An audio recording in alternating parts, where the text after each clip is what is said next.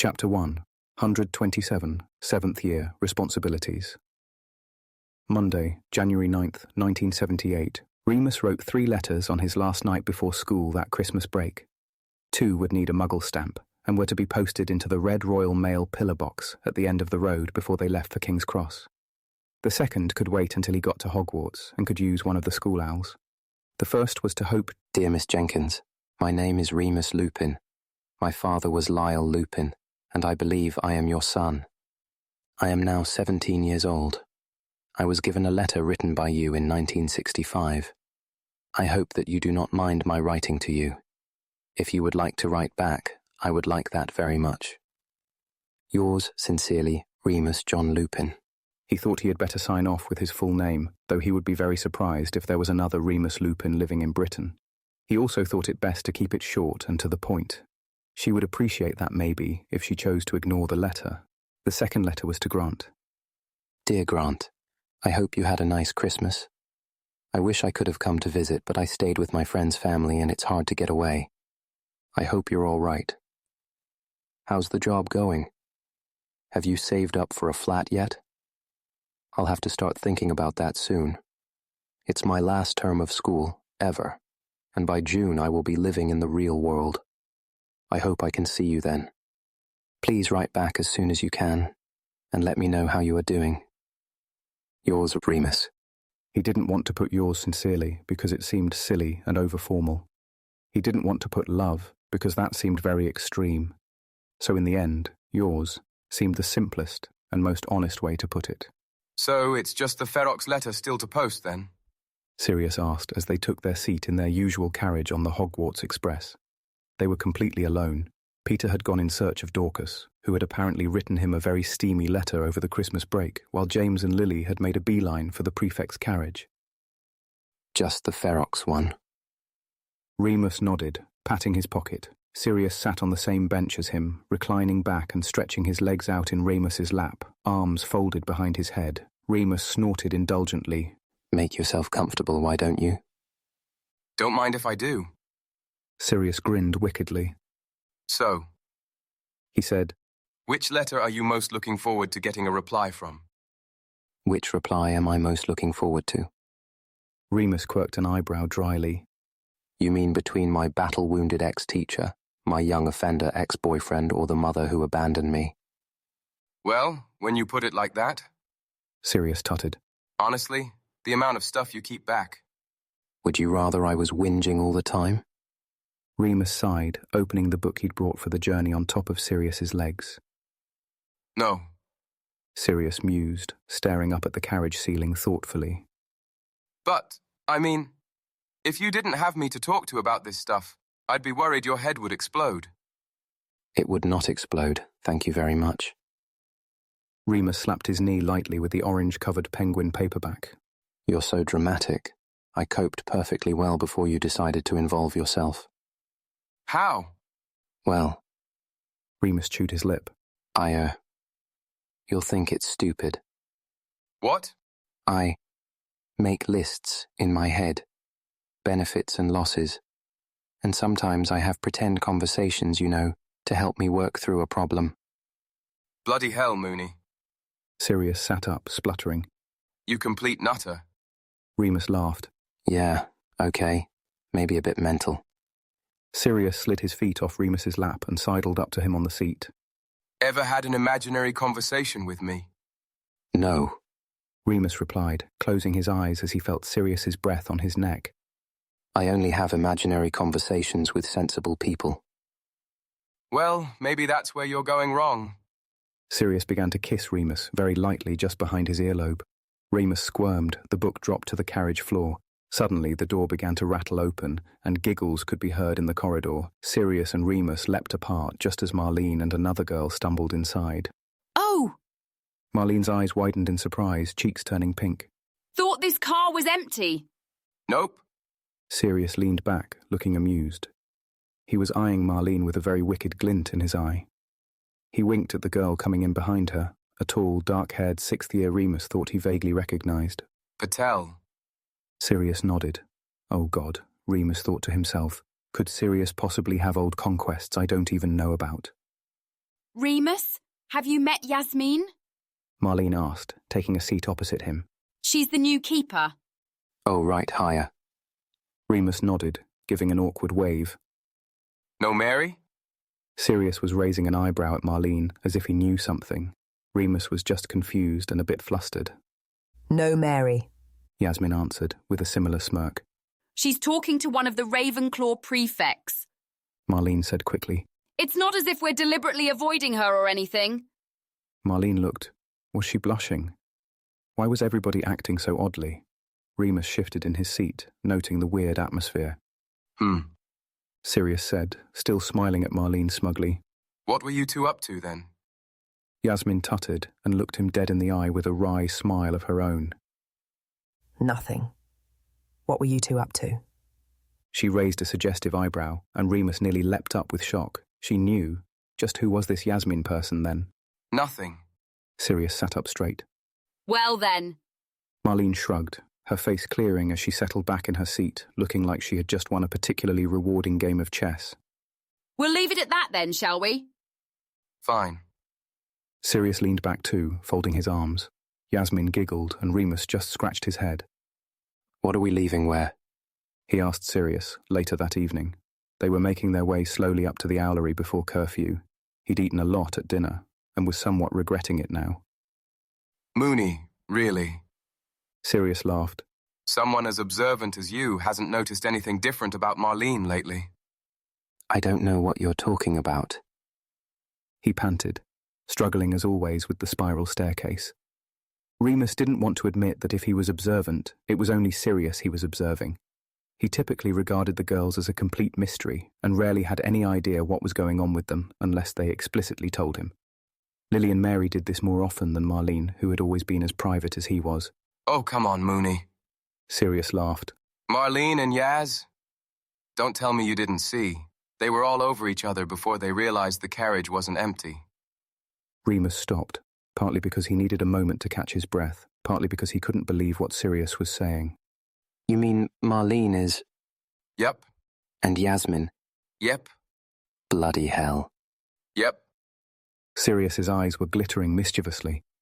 Can't believe you hadn't figured it out already. Well, Remus huffed. They were nearly at the top now.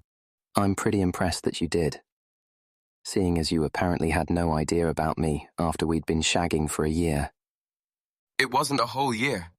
Sirius replied defensively, reaching the top and looking around furtively before continuing into the empty room.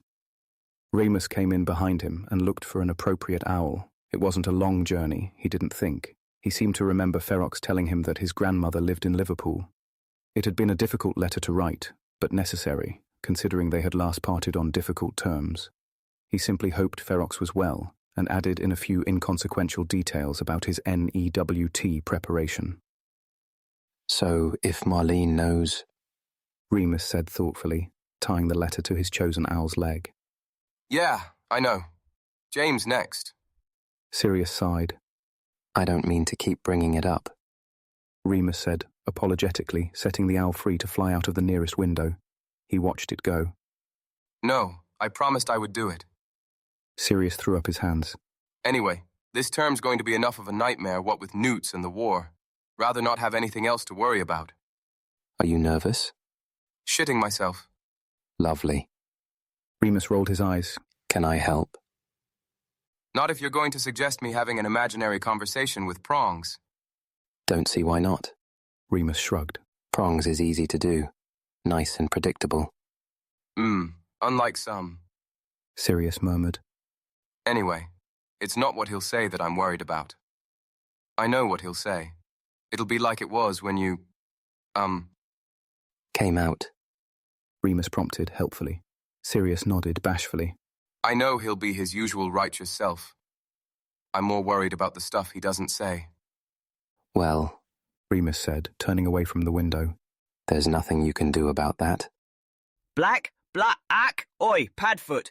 Sirius's pocket began shouting at him. Sirius grinned, fishing out his compact mirror and opening it. Speak of the devil. Where are you, Tosser? Owlery. Mooney with you. Yep. Dumbledore wants him. Right now. Sirius glanced up at Remus, whose stomach sank. This was never good. 1 hour later, Remus was not surprised to find all 3 marauders and Lily, who by this point may as well have her own nickname and access to the map anyway, waiting outside of Dumbledore's office for him. He was grateful. He was in such a state that if he'd had to walk back to the tower alone, he'd probably have got lost. Well? Sirius asked, eager as always to be the first to know. Said Remus. Come on. Lily said, taking his arm gently. You don't have to tell us. We just wanted to know you're okay. Of course he has to tell us. Sirius frowned. Remus gave him a warning glance. Can we go somewhere a bit more private? Not the common room. Dorm room? Peter suggested. Yeah. Remus nodded. He wouldn't speak to them until they got there and used the time to work out exactly how he was going to explain without hurting at least Sirius's feelings, never mind wounding James's pride. Dumbledore hadn't said he couldn't tell anyone, only to exercise caution with who he told. For your safety and theirs, the old man had cautioned ominously. Remus still had serious doubts about whether or not Dumbledore was all that concerned for his safety, personally, but kept his mouth shut. You had to be careful what you said in Remus's position. Finally, they all piled into the Marauders' dorm room, even Lily, which was a bit weird, especially when she sat herself down on James's bed, as if she had done it 100 times before. Remus sat on the lid of his trunk, hadn't even had time to unpack yet. So? Sirius asked again, impatient, leaning against his bedpost. What did Dumbledore want? He gave me an assignment. Remus stared at the worn-out rug as he said this, not meeting anyone's eyes. He still couldn't quite believe it himself. He what? James surprised Remus by speaking first. He gave you... not any of us. James, Lily said sharply, touching her boyfriend's arm. it's obviously something Remus is best suited for. Werewolves. Sirius said. Remus looked up and met his eye. He looked upset, so Remus smiled. Yeah, done it before, haven't I? You've done... Lily started, then shook her head as if thinking better of it. What does he need from you? Why now? They think there's one in Hogsmeade. Remus explained slowly. The centaurs told him, or something. He was foggy on those details because when Dumbledore had been explaining it, Remus had been trying very hard not to throw up from nerves. Dumbledore wants me to, make my presence known next time I'm in town. See if it, takes the bait. Bait? Sirius practically shouted. It's just an expression.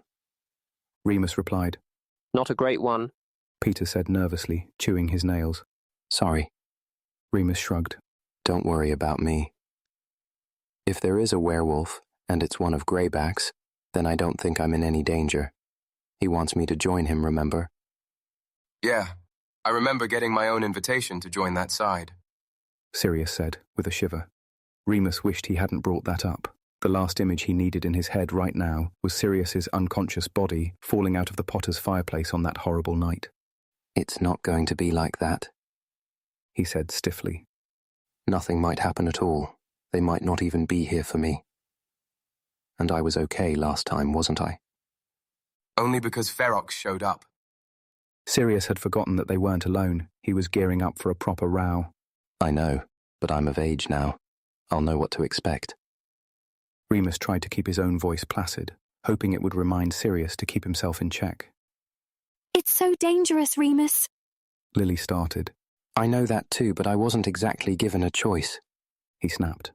She lowered her head and pursed her lips. He hadn't meant to raise his voice to her, but he'd have to feel bad about it later. Just now it was too much to ask. When? Sirius asked, calmer than before. Next Hogsmeade weekend. That's in 2 weeks, James said. after the next moon. They're going to increase security in the village, obviously. Remus said. After last time. Okay, I'm going to need a few things explained here. Lily said, a deep crease in her forehead. James, would you? Remus pleaded. I think I just want to go to bed. Yeah, of course. James nodded, springing into action at once. We can talk about this tomorrow, when everyone's had some time. Thanks. Remus smiled weakly, getting up, thinking to go and brush his teeth, looking forward to being alone in the bathroom for a few minutes to collect himself. Moony! James said quickly, as the others got up. I didn't mean that you shouldn't get an assignment, or that you can't do it, or anything. I know. Remus nodded, patting him on the shoulder. Believe me, if you or Sirius could do it instead, I wouldn't be Dumbledore's first pick. Suppose I just got lucky, eh? Inside the locked bathroom, he pressed his back against the door and tried to regulate his breathing. Now that his friends knew, it all became much more real to him. The thought that had been gnawing away at him since Dumbledore had first described the task finally sank in. You never actually thought he would ask this. Remus chastised himself. You never really believed you would be useful. Be careful what you wish for, Loony Lupin. Dizzy and trembling, he now pressed his ear to the bathroom door. They had all left the room. All but one. He wrenched the door open without a second thought and stood face to face with Sirius. You okay? Sirius asked, his cool blue eyes full of concern. Remus shook his head. No. Sirius reached out and Remus clung to him.